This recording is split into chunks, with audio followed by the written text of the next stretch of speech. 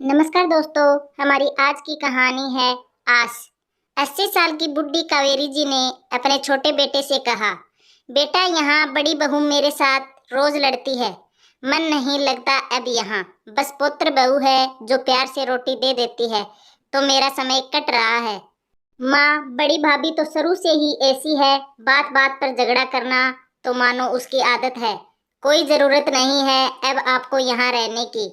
तुम कुछ दिन मेरे साथ चलकर मेरे घर आराम से रहो। आज सोमवार है, ठीक शनिवार को मैं तुम्हें लेने आऊंगा, तुम तैयार रहना। बूढ़ी माँ का चेहरा खिल उठा। उन्होंने मन ही मन सोचा, बहुएं चाहे कैसी भी हो पर मेरे बेटे तो मेरे अपने हैं। मैंने अपनी परेशानी बताई तो झट से बोल दिया कि तुम मेरे घर चलकर रहो, और फिर दिन गिनने शुरू कर देती है। बस 4 दिनों की ही तो बात है, जल्दी ही निकल जाएंगे। मैं तैयारी कर लेती हूँ जाने की। और फिर एक पोटली में अपने कपड़े बांधने शुरू कर दिए। छोटे बेटे के घर जाने का एक अलग ही चाव है मन में। शाम को बाहर बैठकर सहेलियों संग बतियाती है। मैं बस अब 4 दिन के लिए ही हूँ यहाँ, फिर कुछ दिन छोटे बेटे के घर जाऊंगी तो हमारी बात नहीं हो पाएगी। तब तक तुम रोज सुबह शाम आ जाना मुझसे बात करने। सहेली भी हाँ में हाँ मिला देती है।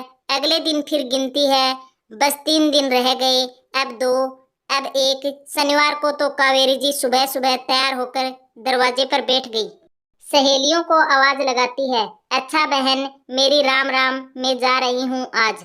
बस मेरा छोटा बेटा आता ही होगा। बीच में बड़ी बहू कुछ कहने लगी तो बोली, तू तो बात मत कर, मुझसे जीना हराम कर दिया तूने मेरा, इसीलिए तो जा रही हूँ, कुछ दिन तुझसे छुटकारा मिलेगा।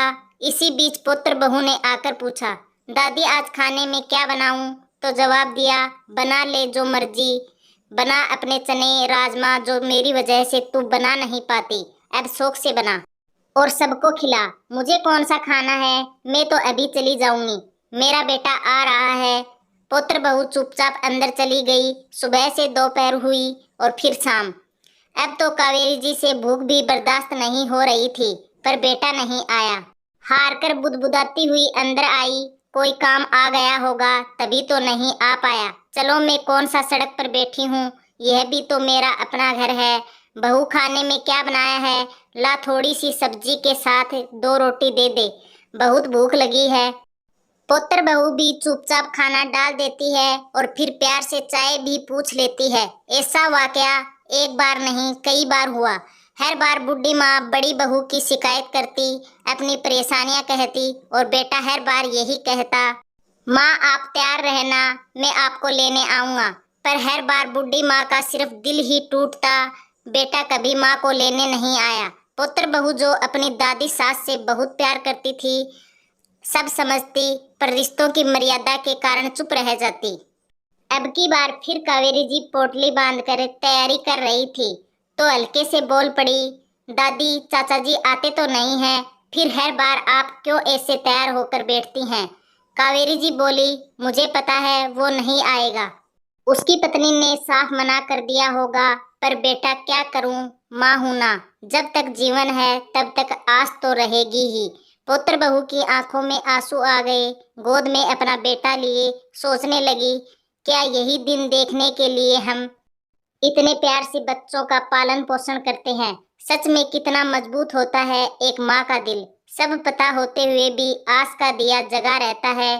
खैर इस बार भी बेटा तो नहीं आया, परंतु उससे पहले भगवान का बुलावा आ गया।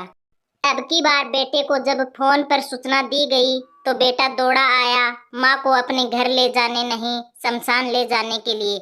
आज रो रो कर बोल रहा था, माँ मैं तुम्हें लेने के लिए आ ही रहा था, मेरा इंतजार तो किया होता। पुत्र बहू सवालिया नजरों से पूछना चाहती है, इंतजार आखिर कब तक? थोड़ी ही देर में कावेरी जी के बाकी सामान के साथ छोटी बहू ने वो कपड़ों की पोटली भी उठाकर बाहर फेंक दी जो हर बार छोटे बेटे के घर जाने के लिए बड़े चाव के साथ बांधी जाती। तो दोस्तों, हमारी आज की कहानी कैसी लगी कमेंट बॉक्स में कमेंट करके जरूर बताइए।